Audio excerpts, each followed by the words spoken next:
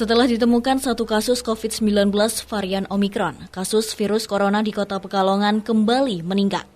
Namun temuan baru itu belum dipastikan apakah termasuk jenis varian Omikron atau bukan, karena masih menunggu hasil uji di Provinsi Jawa Tengah. Wali Kota Pekalongan H.A. Afzan Arslan Junet mengungkapkan hingga Kamis kemarin 27 Januari 2022, pihaknya mencatat ada temuan 4 kasus COVID-19, 3 kasus tanpa gejala dan 1 kasus bergejala ringan. Dirinya juga belum bisa memastikan apakah keempatnya termasuk varian Omikron. Namun terkait kasus Omikron yang sebelumnya sudah ditemukan, pasien tersebut sudah sembuh. 2 dari 4 kasus tersebut bekerja di Tegal, sedangkan 2 orang lagi terkontak dengan warga dari luar Kota Pekalongan. Karena tidak bergejala dan 1 orang dengan gejala ringan, keempatnya kini masih menjalani isolasi mandiri dengan pengawasan ketat dari Dinas Kesehatan Kota Pekalongan. Pihaknya juga telah melakukan tracing ke pihak keluarga dan warga yang sempat berkontak langsung, namun hasilnya negatif. Pihaknya sebelumnya juga telah berupaya mengantisipasi adanya virus corona yang masuk ke Kota Pekalongan. Namun baru dalam beberapa hari ini muncul kembali kasus virus corona.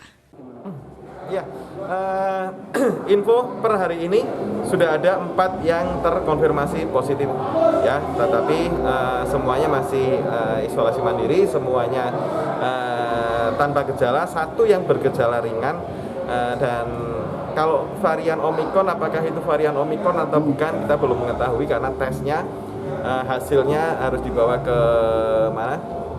Provinsi, ya, untuk mengetahui. Kemarin sudah ada 1 terkonfirmasi, tetapi alhamdulillah sudah sembuh karena tidak ada gejala. Ya, buat warga saya himbau untuk tetap menjalankan protokol kesehatan dan yang belum vaksin, ayo vaksin karena varian ini sudah sampai ke Kota Pekalongan.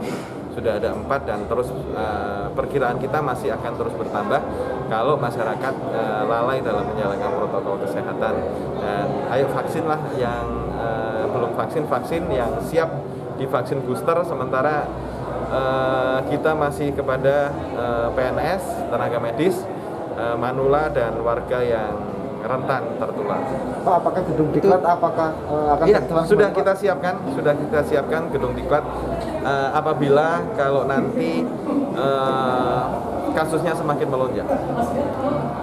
Itu tracknya Pekalongan yang bekerja di Tegal. Jadi dia mau naik kereta, dites swab reaktif dan dia ke salah satu lab yang ada di Kota Pekalongan. PCR ternyata positif juga, tetapi tanpa gejala. Ini mudah-mudahan lah ya masyarakat semakin sadar akan menjalankan protokol kesehatan dan ayo kita untuk jaga-jaga untuk tes swab ini karena kemarin sudah beberapa bulan kita 0 COVID, 0 kasus. Nah ini ada lagi. Ini yang harus kita cegah bersama. Karena sejatinya pemerintah masih menyiapkan PTM 100% nih, ya. Mudah-mudahan itu tidak terganggu. Alhamdulillah untuk vaksin yang anak-anak juga sudah mencapai 79%.